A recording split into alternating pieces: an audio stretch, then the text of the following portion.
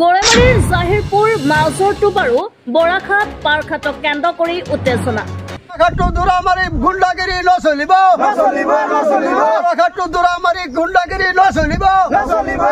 লেচি কুদুচালিৰ বিৰুদ্ধে সৰব স্থানীয় একাংশ ৰাইজ।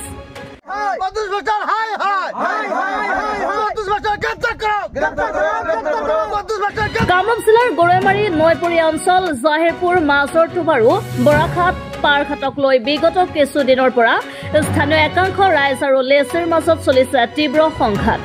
উক্ত পাৰঘাটসমূহ কুদুচালি নামৰ লোকজনে লিজল লোৱাৰ পিছৰে পৰাই দুটা ফৈদৰ মাজত সৃষ্টি হৈছে এই সংঘাতৰ।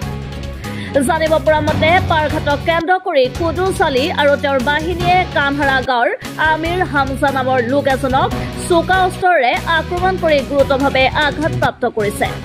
এই ঘটনাক কেন্দ্ৰ কৰি দুটা পক্ষৰ মাজত সৃষ্টি হৈছে তীব্ৰ উত্তেজনা।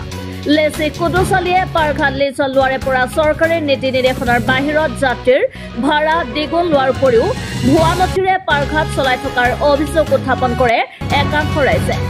পাৰঘাটৰ এনে বিতৰ্ক চলি থকাৰ মাজতে আজি আচলপাৰা গাঁও পঞ্চায়তৰ অন্তৰ্গত বৰাঘাটৰ পৰা দুৰামাৰী চৰলৈ যোৱা পাৰঘাটত স্থানীয় একাংশ ৰাইজে তীব্ৰ প্ৰতিবাদ সাব্যস্ত কৰে। ৰাইজে কুদুচালিৰ দাদাগিৰি নচলিব, গুণ্ডাগিৰি নচলিব, কুদুচালিক গ্ৰেপ্তাৰ কৰক আদি ধ্বনিৰে বৰাঘাট পাৰঘাটত প্ৰতিবাদ সাব্যস্ত কৰে।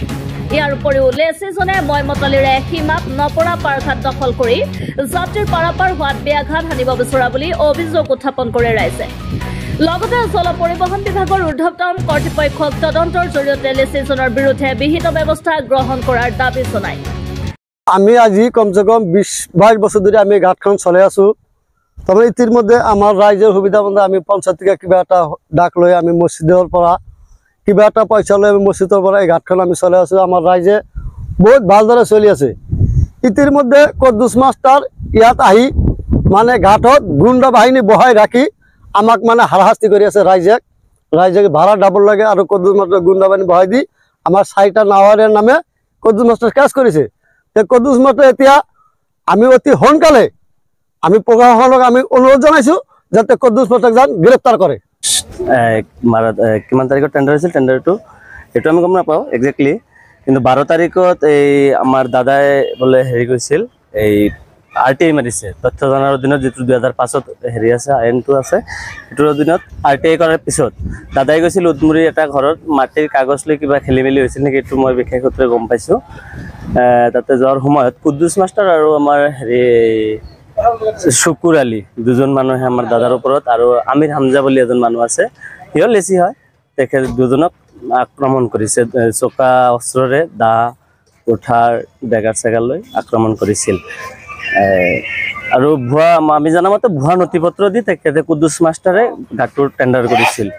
আৰু সেইকাৰণে আমাৰ দাদাই যিহেতু পাৰঘাটটো লৈ হেৰি কৰি আছে, টেণ্ডাৰটো দিছে, ছেকেণ্ড বিটাৰ হয়, সেইকাৰণে এইখিনি কাম কৰিছে।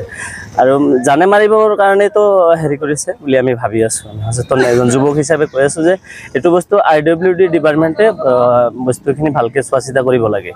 আৰু যিটো পৰিবহণ মন্ত্ৰী আছে মানে চন্দ্ৰমোহন পাটোৱাৰী, তেখেতসকলে মানে অনুৰোধ জনাওঁ তেখেতসকলে যাতে এইটো বস্তু দৃষ্টিগোচৰ কৰে। অসমৰ মুখ্যমন্ত্ৰী হিমন্ত বিশ্ব শৰ্মা ছাৰলৈ আমাৰ আহ্বান, আলিকাষ পাৰঘাটৰ যিটো দুৰ্ঘটনা হৈ আছে, আৰু আমি চৰৰ মানুহ, আমি সদায় চৰত পাৰ হৈ যাওঁ। ওপৰতো কালি এটা নিউজ চাইছোঁ মই, যে এজন মানুহজনৰ নাম মই ক'ব নোৱাৰিলোঁ, তেখেতে কৈছে যে আমি বোলে কিবা কিবি হেৰি হৈ আছে, আমি একো নহয়, আমাক মাৰাৰ কাৰণে আৰু ভাবুকি দি আছে, ৰাতি ঘূৰি আছে, আমাক একবাৰ মাৰিছে। এই কুদ্দুছ মাষ্টৰ আৰু শুকুৰে, এই দুজন মানুহে আমাক মাৰিবৰ কাৰণে ৰাতি ডেগাৰ লৈ ঘূৰি থাকে বুলি আমি বিশেষ সূত্ৰে গম পাইছোঁ।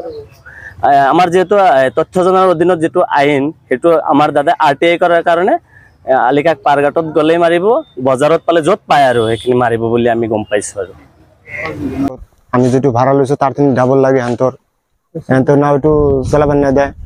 আৰু সেইটো সিহঁতে যদি নাও চলাই বুলি কৈ আছে, সিহঁতক মাহত 30,000 40,000 কৰি পইচা খুজি আছে।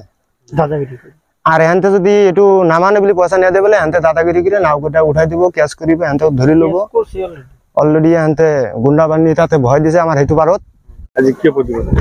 এইটো প্রতিবাদ করিলে আমার এই ঘাটখন প্রায় 20 পৰা 22 বছৰ ধৰে আমি চলাই আছো। সৰু এখন গাঁও এখন গাঁৱত মানুহ অহা যোৱা কৰে কিন্তু আমি তো চৰকাৰী ৰুল মতে আমাৰ মাছৰপাৰা পঞ্চায়ত কিবা এটা দি মছজিদৰ নামত বস্তুটো চলি আছে কিন্তু ইতিমধ্যে এই বছৰ আমাৰ আলিকাষ পাৰঘাটৰ লেচি হিচাপে কুদ্দুছ মাষ্টাৰে তেখেতে ঘাট বলে পাইছে কিন্তু ঘাট পাই ফেলে আমাৰ ইয়াত তো আহিলে আহি ফেলে ক'লে যে আপোনালোকে আলোচনা কৰি আমাৰ এই ঘাটখন লেচিৰ পৰা নিব লাগে মই তেতিয়া ক'লো যে নাই এইটো তেনেকুৱা নহয় আমি হয়তো আমাৰ মছজিদৰ আণ্ডাৰত বস্তুটো চলি আছে তো পঞ্চায়তৰ পৰা লৈছো এইটো আমি হয়তো সম্ভৱ নহয় পিছত এনেকুৱা চলিল কিন্তু এওঁলোকে আমি সেইটো নামানাত তেওঁলোকে বলপূৰক আৰু এটা ঘাট ইয়াতে বহালে অলৰেডি তেওঁলোকে নাও দুখন চলাই আছে আমাৰ